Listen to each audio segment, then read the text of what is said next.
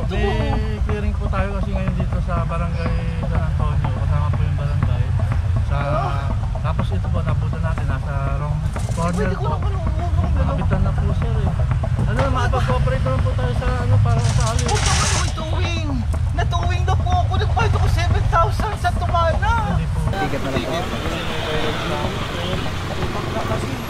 Parang masukan nila kasi pinarko mo na.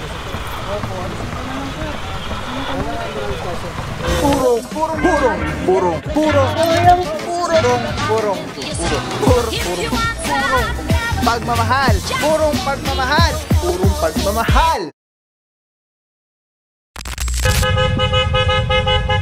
Mga puro, may one side parking dito sa side na to. Kabila bawal, nakabangketa pa si Bossing. At ito, mga orasan na po ito. Itong Toyota Vios na silver.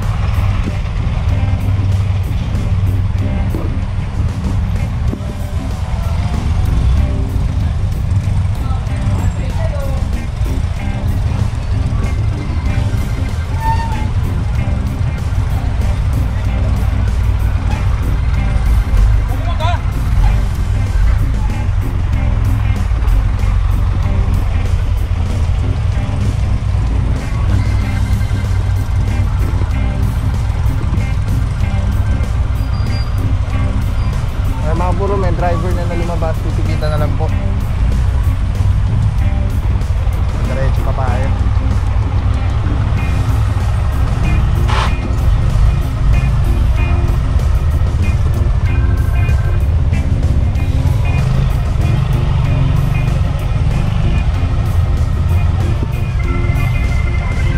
Ito po yung binina.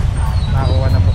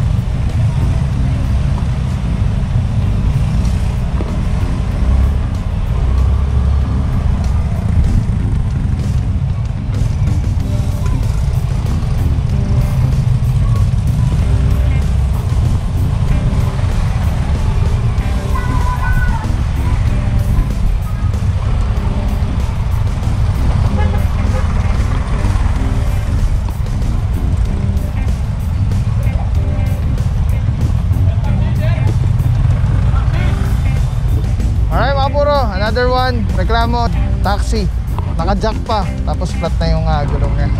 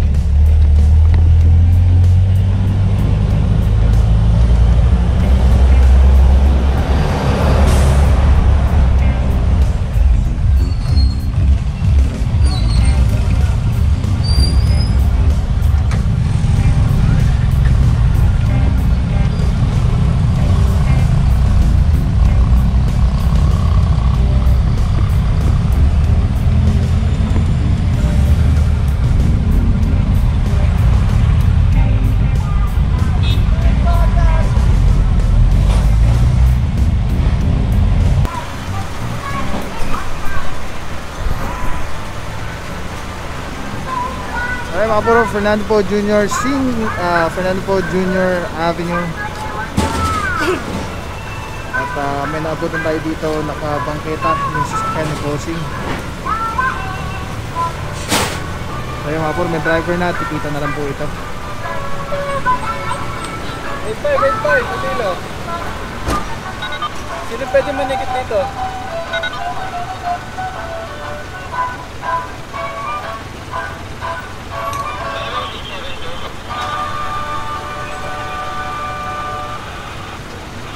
Ay mga puro, cooperating naman si Bossing at papatigat na lang po. Parang masura nila kasi pinarko mo mo. Sa dati ko sa to. Opo, alisin ko naman po. Wala na yung kaso. Wala natin kayo. Ay mga puro, titigitan na lang po ito. Valencia. Ito naman mga puro, kalarating lang yata nito. Alisin na lang, may driver naman.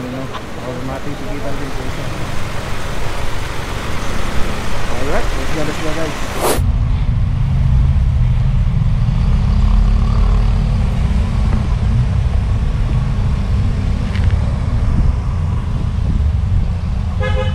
Alright mga puro, nag-advance na po yung tropa dito.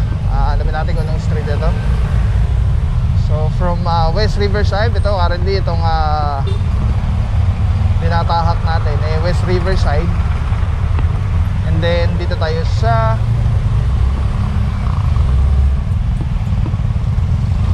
San Jose. Ano po ulit? Corner ulit. So 6 meters away from the corner ulit po yung ating inabutan dito.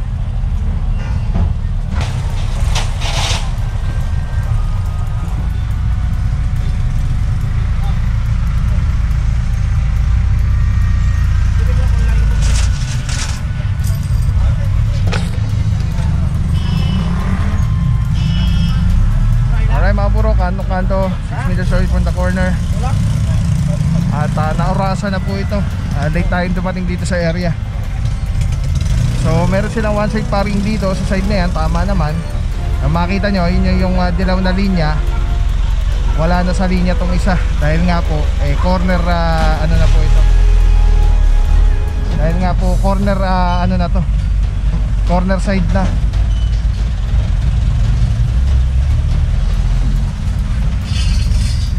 So ito mga puro, hilahin na po. Mukhang naka 5 minutes na yata ito.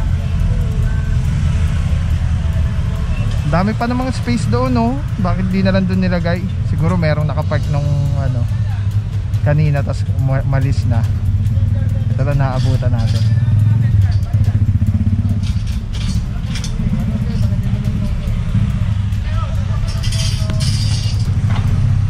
Mga puro, dito pa rin po tayo sa Barangay San Antonio, San Jose Street, corner West Riverside. Sama natin TTMT and together with MMDA seated 1. Ay, may isa pa pala dun tinuro yung barangay na nasa reklamo rin. Nasakyan. Bakit po?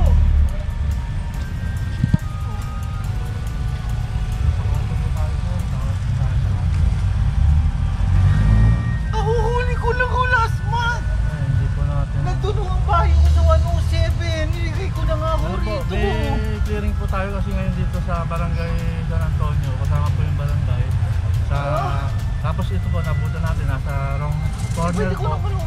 Nakabitan na po sir eh. Ano naman, makapag-cooperate naman po tayo sa ano, para sa alis. Huwag naman naman towing.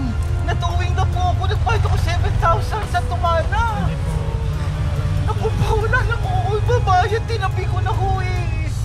kasama po yung barangay dito. Sabi na nga, mabuhay lane daw. Kaya nga nilipat ko nga dito sa Porto. Kantong-kanto po, hindi po pwede. Actually po, may nakaparada dito na kulay orange parate. Kaya dito na ako naparada. Sabi ko, wala yun sa sasakyan. Baka pwede naman pa naman napabayaran ko na rin ko yung penalty. Huwag naman yung ituwi kasi 5,000 mo yung ituwi. Hindi ko po masagot yan sir, sa opisina na lang po yun. Huwag naman po. Sensya na po kayo. Huwag naman po, sir. Huwag naman po, sir. Nakikiusap ako. Papakita ko pa yung ticket ko.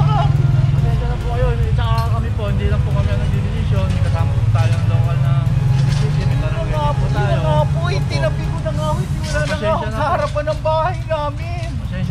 Hindi, wala po akong mga... Lahat na ng paparadahan. Bawal na. Baka Malaka, pwede na cooperate na lang po kayo para sakali mabilis may labas. Sir. Ay, isusi nga ito. Nandun pa nga ako eh. Yung spare key ko. Sir.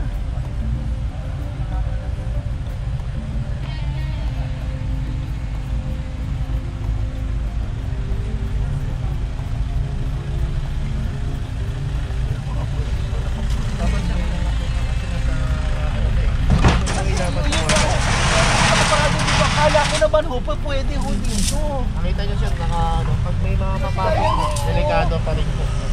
Papasok o lalabas sir, pag delikado. Hindi makikita yung papasok dito. Nahuhuli ko lang eh. Pasensya lang po talaga sir, kasi kanina rin po yung pinagparadahan natin. 7,000 na naman. Eh sir, marami naman tayo mo. Ayaw huli na magpaparada. Bawal po yun sir, kailangan po, open po lagi yan. Ayaw huli na magpaparada. Kailangan po yung hari ng parking natin, one-side parking. Pinapagalitan mo ako eh. Hindi nyo po reklamo sa barangay yun kasi ang one-side parking para po sa lahat.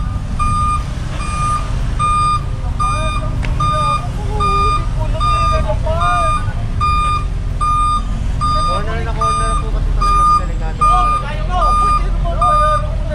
talaga. Yung 5 minutes sir na grace period tapos na po. Lalabas ko lang ako, tinitignan ko kasi narinig ko nagsirena. Eh sabi ko, safe naman po yung sasakyan. Mali po rin po. Nasa corner po yan sir. 6 meters away from corner sir. Bawal po talaga yun sir. Yung mga papasok dito sa palabas po delikado. Sige po, pwede naman po kunin. Layo po ba? Dediretso na yung doon? Yes sir. Alright, mga puro may sitwasyon tayo dito. Si Bossing, nataw na daw ito dati, itong sakyan niya. So, siguro, ano lang natin ito, guess lang natin na baka walang parking space si Bossing, kaya hindi niya alam kung saan na pwede niyang ipwesto o ipark yung kanyang sakyan.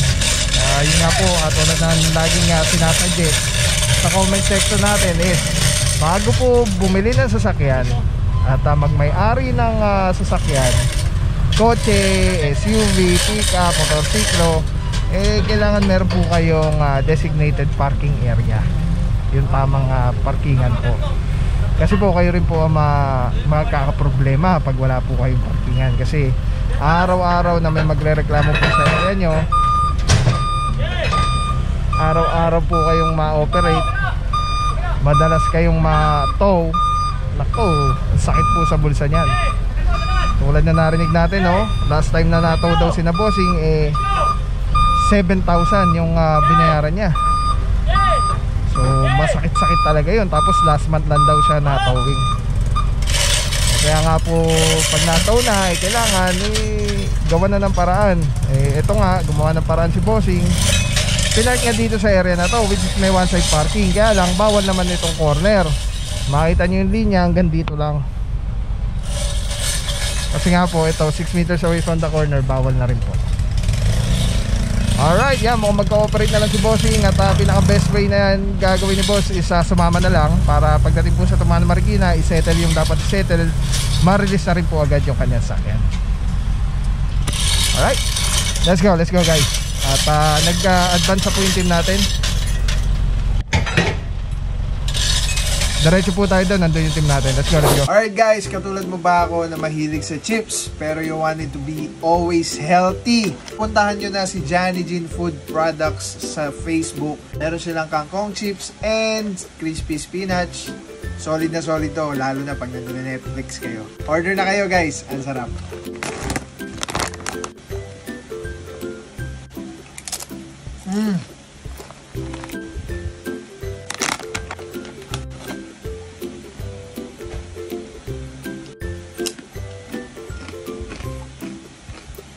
Johnny Jean Food Products. Sa Facebook nila. Thank you.